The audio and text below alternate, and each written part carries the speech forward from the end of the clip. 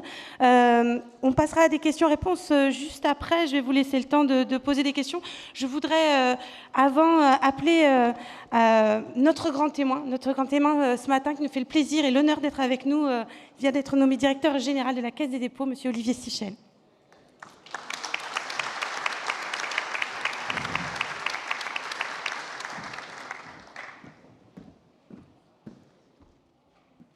Bonjour monsieur, merci beaucoup d'être avec nous. Déjà peut-être la première question, j'ai envie de vous demander, vous êtes là avec nous depuis quelques minutes également, voilà, la réaction à ce que vous avez entendu? Je voudrais déjà dire en réaction qu'il y a un acteur qui est à vos côtés, qui est aux côtés de tous les acteurs du logement, c'est la Caisse des dépôts. Comme vous l'avez dit, je viens d'être nommé et je suis passé par les auditions parlementaires confirmant ma nomination. Et quand j'ai dû présenter évidemment mon projet, et j'ai dit au cœur du projet de la Caisse des dépôts, il y a la cohésion sociale et la mission sur le logement social. Et évidemment, donc, je vous le redis, l'ADN de la Caisse des dépôts, c'est d'aider le logement social. C'est pour ça que nous sommes créés, c'est pour ça que votre épargne, qui est le livret A, est mobilisée. Et là, je voudrais quand même partager quelques bonnes nouvelles. La bonne nouvelle, c'est que l'an dernier, en 2024, les financements accordés par la Caisse des dépôts au logement social, via la Banque des territoires, ont progressé de 66%. Et c'est plus de 20 milliards qui a été mis au service du logement et de la construction. Alors pour autant, j'ai bien entendu la crise, et le président de la FPI le disait, la crise, elle vient essentiellement quand même du secteur du logement privé, pour toutes les raisons qui ont été expliquées. Mais du côté de la Caisse des dépôts, pour vous donner un chiffre, il y a 10 ans, la Banque des territoires finançait un logement sur 5. L'an dernier, c'était 2 sur 5. C'est même un peu plus, c'est 43%. Alors, on peut aller au-delà. Mais au-delà, on rentre dans un nouveau monde, quoi. Quand vous avez juste un établissement financier public qui commence à financer 50%, 60%, c'est une autre, j'ai envie de dire, c'est une autre société. C'est pas forcément celle sur laquelle on veut aller. Alors nous, on a annoncé un certain nombre d'initiatives pour aller au-delà du logement social, sur d'autres formes de logement. Par exemple, le logement étudiant, on l'a annoncé au Printemps des territoires, avec Valérie Létard, avec le ministre de l'Enseignement supérieur. 75 000 logements étudiants, parce qu'il y a un besoin très très fort. Et puis mon premier déplacement à la suite de ma nomination, il a été évidemment dans le logement social. Il a été sur une opération innovante qu'on appelle la seconde vie du bâtiment. Alors, le président de l'Ordre des architectes voit un petit peu ce que ça veut dire. C'était au Pramar à Villeurbanne, une opération assez remarquable qui consiste non pas à détruire et à reconstruire, mais à faire une rénovation de fond dans un quartier qui était formidable, où il faisait bon vivre. Donc moi je viens avec un message très fort de soutien, d'accompagnement à des conditions qui sont exceptionnelles. Le taux du livret A aujourd'hui est à 2,4%, demain il sera sans doute à 1,7%. On y travaille avec Emma et vous le savez, c'est le taux pivot dans lequel on fait des prêts à très long terme. Donc c'est 1,7% plus 3 ou 4%, donc on est à 2% sur 30 ans. L'État, l'OAT était hier à 3,4%, donc l'État à 10 ans s'endette à 3,4%. Et le président vous le disiez, c'est des sujets de long terme. Donc si dans cette crise très grave, on devait apporter des bonnes nouvelles, c'est des financements longs, en abondance, auprès des bailleurs sociaux. Mais ça n'est qu'une partie de la crise du logement. Et tout ça aussi sans lâcher sur la partie environnementale, parce qu'on le voit, on a quand même beaucoup de recul en ce moment. Vous continuez à dire c'est important, c'est évidemment important pour nous tous. Et il faut arriver à le financer. Et là, vous devez être là aussi au rendez-vous. Alors oui, et c'est là où ça devient un peu plus compliqué quand même pour les bailleurs sociaux. On le sait avec Emma, on en parle beaucoup. Le choix un peu cornélien entre construire ou rénover. Il faut faire les deux. Mais financièrement, ça ne passe pas de faire les deux. Donc, au niveau macroéconomique, ça ne passe pas de faire les deux. Au niveau de chacun des organismes, en fait, il faut planifier. Moi, je voudrais redire que le logement social, il est exemplaire en matière de rénovation thermique. Le parc du logement social est thermiquement beaucoup plus performant que celui du parc logement privé. On m'avait chargé d'une mission il y a 3 ans sur comment est-ce qu'on peut pouvoir lutter contre les passoires thermiques dans le secteur privé. On a progressé avec les accompagnateurs Rénov', mais beaucoup d'idées que j'avais, je suis le premier à le dire, il y en a qui n'ont pas marché. J'ai voulu laisser un prêt avance rénovation qui n'a pas marché. On n'a pas encore trouvé la martingale pour rénover les logements privés en matière thermique. En revanche, sur les logements sociaux, ça on sait faire. On sait faire, et puis ces facteurs d'innovation. Par exemple, je fais référence souvent à l'USH de Loire-Atlantique, l'URH Loire-Atlantique, où il y a eu un dispositif Massy-Rénov' qui a consisté à regrouper les demandes de plusieurs bailleurs sociaux pour donner de la visibilité aux acteurs, de la visibilité aux acteurs industriels, passer des commandes en masse. Donc le logement social, c'est aussi un secteur qui est incroyablement innovant, force de proposition pour faire la rénovation. Maintenant, je suis assez confiant qu'à terme, on arrivera à éradiquer les passoires thermiques dans le logement social. Et puis moi, je forme l'espoir, je le dis un peu solennellement ici, qu'on repasse la barre des 100 000 logements sociaux cette année. À date, à fin mai, c'est plutôt bien parti, mais il ne faut rien lâcher, il faut du soutien politique et puis il faut un peu de moyens. Alors, on parle aussi, il est important de parler aussi de votre accompagnement auprès des collectivités locales, que ce soit dans la régénération urbaine, on en a parlé tout à l'heure, la rénovation urbaine, c'est quand même un sujet très important, malgré les annonces qui ont été faites. On a un maire autour de cette table également, je crois d'ailleurs qu'il a pu avoir justement l'accompagnement de la Banque des Territoires. On le disait tout à l'heure, faire du logement, ça ne suffit pas. Il faut aussi ce qu'il y a autour. Il faut accompagner les écoles, les équipements publics. Là aussi, vous avez un rôle crucial à jouer, à accompagner ces collectivités par le biais du financement. Oui, alors je salue le maire de l'Étang-la-Ville et on est très présent à la Banque des Territoires à l'Étang-la-Ville et on essaye d'être le plus présent aux côtés des élus parce que vous l'avez souligné tous. C'est complexe aujourd'hui. La réglementation est complexe, les financements sont complexes, l'acte de construire est compliqué, le zéro artificialisation est quand même une contrainte, nous oblige à faire de la transformation. Et puis je disais ce que le président disait, bon, la transformation, on n'arrête pas de se transformer, mais c'est vrai qu'il y a des choses nouvelles qui se font. Il y a la transformation de bureaux en logement en région parisienne, c'est des réalités. Moi, j'ai inauguré à Nanterre, dans l'ancien siège de Veolia, une nouvelle résidence étudiante. Il y a la seconde vie des bâtiments, comme ce qu'on faisait au Pramar, à Villeurbanne. Il y a aussi les entrées de ville. Je passe beaucoup de temps dans les territoires. On a eu une conférence dédiée tout à l'heure là-dessus. Oui, sur si vous avez un atelier, c'est complexe, c'est difficile. C'est difficile et ça coûte cher. Et ça coûte cher. Et en même temps, on sent bien la nécessité. Ces zones commerciales, elles ne se portent pas bien.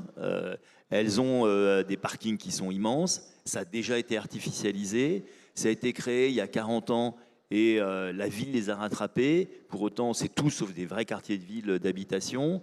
Donc, il y a des choses à faire. Et nous, qui sommes vraiment l'acteur du temps long, j'ai bien retenu aussi le point en disant il n'y a que du court-termiste. Pas à la Banque des Territoires, on est la banque du long terme, on s'engage pour le long terme.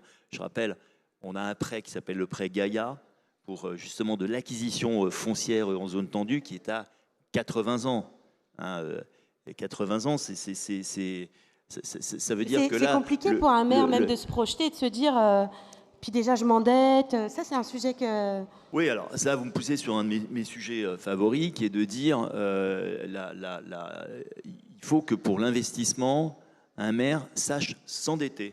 Moi, d'abord, certes, notre pays est très endetté. On a un très fort taux de dette avec plus de 3 600 milliards de dettes. La dette des collectivités locales, c'est 8% de la dette totale. Donc arrêtons de stigmatiser les élus. Ce n'est pas eux qui ont fait déraper la dette. Aujourd'hui, les communes sont toutes bien gérées. En moyenne, une commune a 5,3 années de dette devant elle. Les départements, c'est 2 années. Les régions, qui sont l'échelon d'investissement, c'est 7 ans. Donc ce n'a rien à voir avec la dette publique dont on parle. Et c'est des décisions qui sont prises par les élus en proximité. Ils savent très très bien là où ils vont investir, quand ils vont investir dans une école, quand ils vont rénover un réseau d'eau. Ça, c'est des investissements qui ont une rentabilité importante. Puis je vais vous dire aussi, je vois parfois des maires très contents en disant « Moi, il y a 0 dette, mon bilan est parfait ». Et puis je vois des réseaux qui fuient, des réseaux d'eau qui fuient à 70%. Je vois des écoles qui sont des passoires thermiques. Je vois des éclairages urbains qui sont encore des éclairages thermiques, alors qu'en éclairage en LED, vous faites 80%. Bon, il n'y a peut-être pas de dette financière, mais quelle dette écologique ils vont laisser à leurs successeurs? Donc non, ça, moi, je suis vraiment dans l'accompagnement. Je ne suis pas un pouce au crime de la dette. Je constate que les élus, les maires sont raisonnables, responsables, savent faire les bons investissements et qu'il faut distinguer dans la dette publique la dette des collectivités locales qui est sous contrôle. Et s'ils s'endettent, c'est pour de l'investissement. Du reste de la dette... Arrêtez que ce soit mal vu, quoi, finalement. Je vois que vous souriez. Je pense que c'est quelque chose que vous aimez entendre. Il est tout à fait d'accord.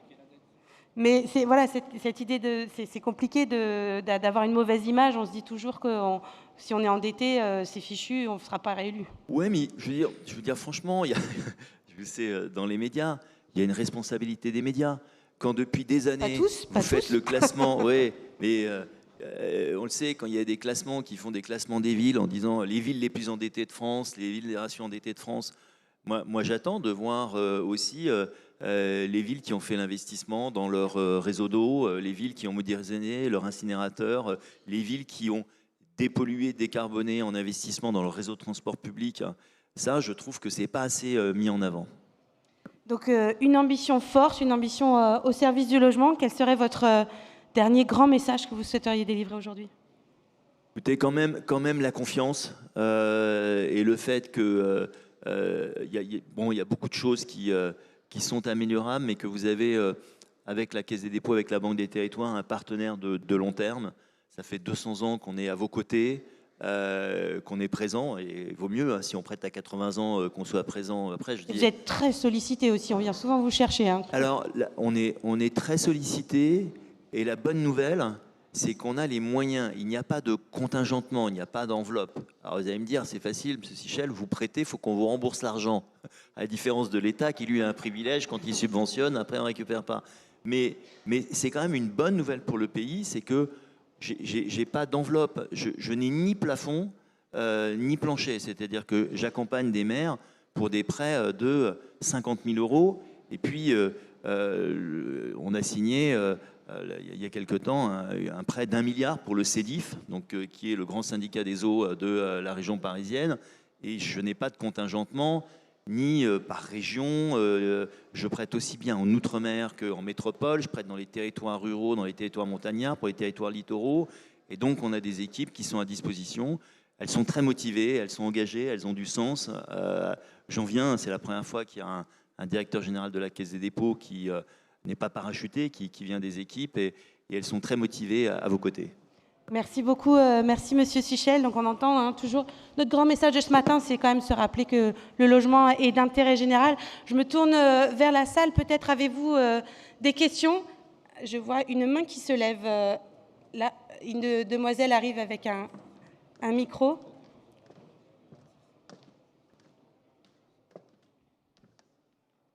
J'ai le monsieur là. Bonjour. Parlez bien devant le micro. Allô, normalement. allô, Voilà. vous m'entendez? Oui, je voulais poser une question par rapport à mes 3 casquettes. Je suis ancien élu local, j'ai travaillé auprès d'un promoteur et je conseille des entreprises, notamment dans le bâtiment. Moi, il y a quelque chose qui me paraît invraisemblable. Depuis plusieurs années, les gens alertent sur effectivement le fait qu'on ne va pas assez vite. Il faut regarder simplement ce que font nos voisins. Les Allemands, en matière de construction, ils mettent à peu près 4 ans entre le moment où ils décident un foncier et le moment où l'opération sort. Et pourquoi? Il faut regarder simplement, ils prennent en même temps que la décision d'examiner le permis de construire, ils prennent également les recours. Et ils les prennent sous une forme très simple, ils demandent un déposit assez important aux pétitionnaires, et d'autre part, ils examinent en même temps. Donc on gagne 5 à 6 ans. Et c'est pas moi qui le dis. C'est l'ancien patron d'Unibail Rodamco qui a écrit un petit livre là-dessus qui s'appelle « Aller plus vite avec le temps ». Et vous verrez, il le dit très clairement. Et ça, c'est vraiment quelque chose qui peut être fait, à mon avis, sans sortir d'argent de nulle part et simplement en appliquant une méthode rapide. Alors, aller chercher chez nos voisins. Alors, on sait aussi qu'il y a quand même une crise du logement un peu européenne. Est-ce que l'un de vous veut réagir à ce sujet ? Alors, sur les recours, il y a beaucoup de choses qui ont changé. En fait, ça dépend vraiment des territoires et des projets. Hein. Vous faites un projet de logement social en Ile-de-France, vous avez quoi qu'il arrive un recours. Moi, j'ai des projets Ailleurs, j'en ai pas. Enfin, je veux dire, faut aussi dire que malheureusement, pour certains, c'est une manne financière. Et les dernières réformes, alors ça, Pascal pourrait... Tu as peut-être une vision. Moi, je vais vous dire, aujourd'hui, c'est pas tant les recours qui nous posent le plus de problèmes, c'est l'accumulation des difficultés et surtout le fait que quand on ouvre les plis des appels d'offres, on est très loin de ce qu'on a envisagé sur le calcul du coût des opérations. Et ça, ça a été augmenté avec la guerre en Ukraine. Je le dis à Christophe, mais ça fait 3 ans que je propose aux différents ministres de l'économie d'avoir un observatoire des coûts de la construction, y compris l'Union HLM dans les Hauts-de-France a créé un outil extrêmement intéressant. Tout le monde le trouve formidable, mais ça emmerde tellement les gens qu'on fasse de la transparence sur ces prix que cet observatoire n'est toujours pas en cours au niveau national. Et il serait très intéressant parce que c'est une des questions, c'est en fait qu'on passe notre temps à réactualiser nos projets parce qu'en fait, on a des vrais questionnements du modèle, du coût économique global. Voilà. Les recours, c'est un sujet, mais je dirais quand même qu'il est circonscrit à certains sujets, certaines régions. Par contre, ce qui est vrai, c'est qu'on pourrait certainement aborder beaucoup plus de sujets en même temps au moment du dépôt du permis de construire. Monsieur le maire, vous vouliez rajouter un mot? Oui, tout simplement.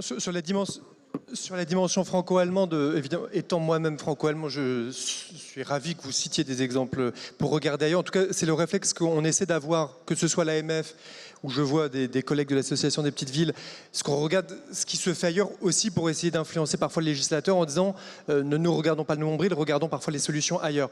Je rejoins ce qui a été dit sur la diversité des situations, y compris parfois en Ile-de-France, avec un immense paradoxe. Moi, tous les projets dans ma commune font l'objet d'un recours. Paradoxalement, il y a un seul projet qui n'a pas fait l'objet d'un recours. C'est quand, et c'était du temps de mon prédécesseur, donc je le dis très librement, quand Seudément a été construit 10% de population, et c'était pas il y a 20 ans, 30 ans, 40 ans, c'était il y a 7 ans. Et donc, quelque part, c'était une immense surprise. C'était de se dire, il y a des recours sur absolument tout, et là, il n'y en a pas eu. Donc effectivement, c'est toujours la complexité des situations. Mais pour dire qu'il y a quand même une tendance réelle, ça dépend effectivement des territoires, mais nous, on voit dans mon département, les recours ont plus que doublé, à tel point que les tribunaux sont aussi eux-mêmes obligés de s'adapter en termes de recrutement et de capacité pour essayer de réduire le délai d'attente.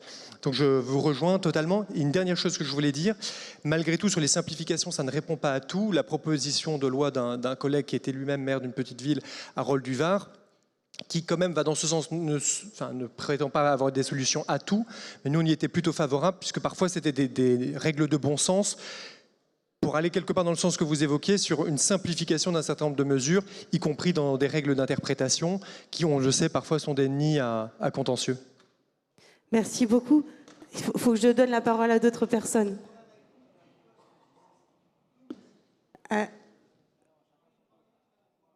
Non, et monsieur, je suis désolée, c'est chacun son tour, sinon on ne va pas y arriver. Ce que je vous propose, c'est que vous pourrez l'avoir juste après pour lui en reparler. Monsieur. Oui, bonjour, Jean-Michel Perret, maire d'une commune dans les Cévennes. J'aime beaucoup les Cévennes. Membre de la PVF aussi, avec Daniel. Je voudrais juste faire un petit pas de côté. On parle du logement, on est ici pour ça. Je reviens sur la problématique de l'habitat. La France est un pays riche et pourtant on a une diagonale du vide qui est sous-exploitée. Moi, je viens de voir il n'y a pas longtemps une annonce pour ils appellent ça un appartement, moi je souris, 14 mètres carrés à 200 000 euros d'Enfer Rochereau. On n'est pas dans le Triangle Nord. Chez moi, c'est un pavillon sur 1000 mètres carrés de terrain. Et pourtant, je suis au pied des Cévennes, je ne suis pas dans le cœur des Cévennes, je suis dans une agglomération de 130 000 habitants. Donc on n'est pas non plus la France totalement oubliée à cet endroit-là. Mais je crois que s'il y a un problème effectivement d'investissement, c'est arrêtons de métropoliser. 14 mètres carrés à 200 000 euros. Mais moi, chez moi, si je dis ça, mais personne ne le croit. C'est si j'ai les moyens d'investir 200 000 euros pour ma famille, j'ai certainement pas les moyens de loger ma famille dans 14 mètres carrés. Je crois qu'il y a aussi ça qu'il faut se poser comme question. Et quand je vois qu'on privilégie la réurbanisation ou du moins le logement dans les ex-friches ou dans des friches commerciales, alors qu'on court après l'autonomie industrielle, et les entreprises, la première des choses dont on a besoin pour vivre, c'est travailler. Et travailler, c'est dans l'industrie, dans les entreprises, quelle que soit leur forme. Donc si on commence à faire du logement dans des friches commerciales parce que le travail a changé, ou du moins le commerce a changé, on néglige complètement l'option travail qui est précisément notre principale source de revenus. Je crois qu'il y a une vraie réflexion d'urbanisme aussi à porter à ce niveau-là et de démétropoliser pour réinvestir dans notre France qui est tellement riche. Allez-y, l'un de vous deux. Enfin, Monsieur Millet a commencé et je veux Monsieur Boulanger. Merci, Monsieur le maire, parce que vous reprenez une partie de la stratégie que le Conseil national défense, c'est-à-dire la question d'équilibre des territoires. Monsieur Boulanger, juste à côté, mais soupe dans l'oreille, personne ne veut y aller. Effectivement, personne ne veut y aller pour l'instant au pied des Cévennes. Pour autant, ça reste quand même un territoire désirable sur lequel, si on travaille sur d'autres dimensions que celle du logement, c'est-à-dire la question de l'économie, la question de la désirabilité, la question du loisir, et moi, je vous dire une petite expérience personnelle. Je suis de Saône-et-Loire, au fin fond d'un village. J'avais 5000 habitants quand j'étais enfant, 2 collèges. Aujourd'hui, il y a 3500 habitants, plus qu'un seul collège. Et les entreprises du bâtiment ont fermé, les entreprises industrielles ont fermé. Et ça s'est rapatrié dans la périphérie lyonnaise, puisqu'on est à moins de 100 km de Lyon, qui a aspiré le travail et donc le logement. Donc, il n'y a plus de logement, plus de désirabilité. Pour autant, je peux vous dire que... on est à peu près sur les mêmes prix que chez vous dans les Cévennes. La question, c'est comment on recrée la désirabilité pour aller habiter, je dis bien habiter dans ces territoires, et dans lequel on va trouver du travail, de la nourriture, du logement, une capacité à vivre dans un air qui est moins pollué que celle de Lyon. C'est ça dont on doit travailler. Alors, c'est le ministère de l'Habitat plutôt qu'un ministère du Logement. Post-Covid, on a vu aussi qu'il y a quand même eu une volonté aussi de retrouver ces villages. Monsieur Boulanger, vous vouliez réagir? Oui, c'est malheureusement vrai ce que dit Monsieur le maire, mais c'est la dure loi de l'offre et de la demande. Si ça vaut 10 fois moins cher, c'est qu'il y a une raison. Et nous, les promoteurs, on n'a pas de modèle économique dans ces régions-là, ou si peu, parce que nous, on a un prix fixe. Construire, ça coûte à peu près, à part le foncier, mais le reste, ça coûte le même prix à peu près partout en France. Et donc, quand on arrive dans des communes comme celle-là, où on nous dit, mais attendez, vous plaisantez, c'est 10 fois plus cher que... et donc, je vais vendre une maison de 400 mètres carrés, une très grande maison que j'ai, avec 2000 mètres carrés de terrain pour me retrouver dans un 50 mètres carrés. Donc, il n'y a pas de modèle économique pour nous. Alors, je ne dis pas que c'est bien, je ne dis pas que c'est mal, mais effectivement, c'est une question d'offre et de demande. Donc, nous, on ne peut pas y aller. Madame Cosse, vous voulez réagir? Bon, moi, il faut que je fasse de la pub pour le maire de Saint-Hilaire-de-Bretmas, parce qu'il est à côté d'Alès. Et moi, j'y suis allée.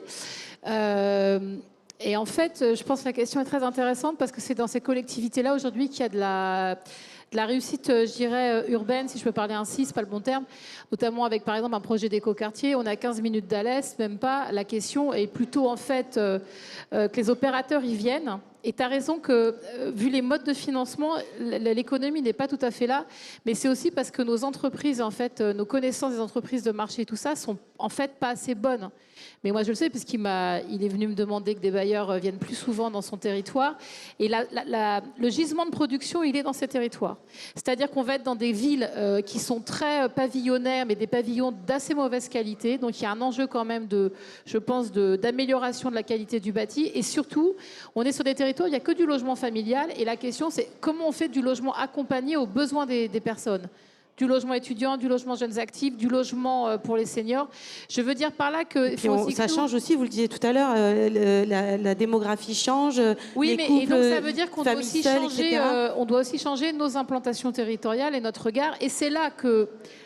Quand vous vous souvenez le débat sur la loi Elan en 2018, on expliquait aux bailleurs sociaux qu'il fallait tous fusionner, qu'il fallait être plus gros et que si on était plus gros et loin des centres de décision locaux, on ferait des économies. Quand même une réforme qui n'a pas du tout marché de ce point de vue-là montre bien en fait l'incompréhension du territoire. La question aujourd'hui, c'est plutôt de savoir si on est capable d'avoir des modèles économiques qui répondent autant à des villes de la zone C où les conditions de vie sont très agréables, parce que moi je connais par ailleurs bien le coin. Et il y a quand même des sujets d'emploi derrière. Donc, je pense que c'est une question très importante. Mais c'est vrai qu'aujourd'hui, on a très peu de discussions. On les a avec les élus locaux, mais on a très peu de discussions au-delà, ou plutôt au niveau national, sur ce redéploiement d'activités. Et je pense qu'il y a quand même un marché, mais qu'en fait, il faut qu'on aille le créer aussi, ce marché. Bien sûr. J'imagine à la Banque des Territoires, et Caisse des Dépôts plus largement, vous accompagnez en plus ce type de projet dans ces petites villes aussi. Bah oui, ça, Saint-Hilaire-de-Bretmas, on l'accompagne, je salue le maire. Et, je ne savais pas. Il est fort. Et on a tous un énorme consensus sur les Cévennes, sur le Gard et sur Saint-Hilaire-de-Bretmas. Oui, donc il y a plusieurs programmes. Nous, on s'est vraiment très fortement engagés dans 2 programmes majeurs. Le programme Cœur de Ville, qui se concentre sur 234 villes moyennes, et puis le programme Petites Villes de demain. Dont on a appris qu'ils étaient prolongés à l'Association des Petites Villes de demain. Si je ne me trompe pas, il y a eu une annonce qui disait que potentiellement ils prolongeaient. Vendredi dernier, oui. Pardon ? Vendredi dernier, tout à fait. C'est ça, à Saint-Rémy. Ouais. Après, c'est une annonce. Et donc, je crois que là aussi, il y a quand même des facteurs d'optimisme à avoir. Le préalable, je pense, qui était indispensable. Moi, quand je suis arrivé à la tête de la Banque des Territoires en 2017, il y avait 500 000 prises très haut débit en zone rurale. Aujourd'hui, il y en a 12 millions dans les zones rurales. Et on est le pays le plus avancé en couverture en fibre optique des zones rurales. Et ça, c'est le préalable à tout. Vous n'allez pas vous installer quelque part si vous n'avez pas la fibre optique. La fibre optique, c'est la condition d'accès à l'information, c'est la condition d'accès au divertissement. Et puis pour une entreprise, aujourd'hui, une entreprise, elle ne peut plus s'installer quelque part s'il n'y a pas la fibre optique. Donc ça, c'est un énorme effort qu'on a accompagné aujourd'hui avec des taux de couverture qui sont vraiment très, très élevés. Et puis, on a un axe très fort de réindustrialisation. Comme l'a dit le maire, on ne va pas installer de l'industrie place d'Enfer Rochereau. L'industrie, ça a besoin de s'installer soit dans les villes moyennes, soit dans les petites villes. Encore faut-il arriver à faire l'industrie. Et là, c'est un effort incroyablement difficile. Hein. Je le dis, nous, on a accompagné beaucoup. On a 0 sinistralité sur les bailleurs sociaux, on est très contents. Mais dans les dossiers industriels qu'on a accompagnés, c'est difficile, c'est un effort compliqué. On sort de 40 ans de désindustrialisation. Il faut le reconnaître, on ne sait plus faire de l'industrie en France. On a accompagné des entreprises et on se fait concurrencer par les Chinois, on se fait concurrencer par le Sud-Est asiatique, on se fait concurrencer par d'autres pays. On a beaucoup de mal à retrouver ce savoir-faire industriel. C'est un peu de notre faute, on l'a laissé filer depuis 40 ans. Aujourd'hui, on s'aperçoit que l'industrie, c'est ce créateur de valeur ajoutée, c'est vraiment le moteur d'un certain nombre de territoires. Regardez aujourd'hui le dynamisme de Dunkerque. Dunkerque, on a mis 150 millions sur Vercors. On est vraiment très en accompagnement de la ville. Et Vercors, ce n'est pas encore un pari gagné, mais on voit bien que c'est capable de tracter le territoire. À ce moment-là, vous avez de l'emploi, vous avez de la valeur ajoutée, vous avez tout le système commercial qui se met en place, vous avez du logement, quoi. Et donc, l'industrie participe aussi à la désirabilité des territoires. Bien sûr. Alors, un dernier mot peut-être, monsieur le maire. Je voulais justement aller dans ce sens-là. Donc, à la fois un immense merci à Jean-Michel pour sa question et effectivement pour souligner ce que vous disiez à l'instant sur la Caisse des dépôts et consignations. Et c'est le propos que j'essayais de façon liminaire d'indiquer. C'est-à-dire que pour revenir à la question, y compris du logement, elle est intrinsèquement liée. C'est-à-dire qu'effectivement, on ne construit pas que du logement. Quand on bâtit la ville ou quand on réfléchit à la ville de demain, c'est effectivement à l'emploi que l'on souhaite y déployer, comment on le soutient, les équipements culturels, sportifs, éducatifs, etc. Et c'est là où effectivement le soutien financier, et je ne le dis pas par flagornerie, mais c'est une réalité. Quand je vous parlais des quasi 10 millions d'euros sur le site scolaire pour pouvoir accueillir ces 10% de population en plus, bah c'est quand même 3,2 millions de la Caisse, ce qui rend en fait la chose possible. Je le dis très concrètement, c'est-à-dire que nous n'aurions pas cela, on ne saurait pas faire. Et le fait est que c'était non seulement un prêt de 3,2 millions, mais dans des conditions qui effectivement sont intéressantes, mais qui étaient intéressantes. Et là, je trouve que c'est intéressant, et ça reboucle avec un autre sujet qu'on a évoqué, parce que ça avait aussi une exemplarité écologique. Et je trouve ça aussi intéressant de dire, on va vous accompagner, mais c'est aussi du donnant-donnant. À vous d'être dans l'exemplarité. C'est comme ça, je crois, qu'on peut penser la ville de demain. Merci beaucoup. On va s'arrêter là. Merci à vous tous d'avoir été à nos côtés ce matin. Vous pouvez les applaudir. Je vous donne rendez-vous dans cette salle à 11h. On aura donc plein de tables rondes. On va parler ZAN, on va parler entrée de ville, on va en parler plein de choses. À 10h45, vous retrouvez également une conférence intéressante et importante en ce jour de réunion sur MaPrimeRénov', les C2E, que vous retrouvez en salon Honora. Merci à vous tous.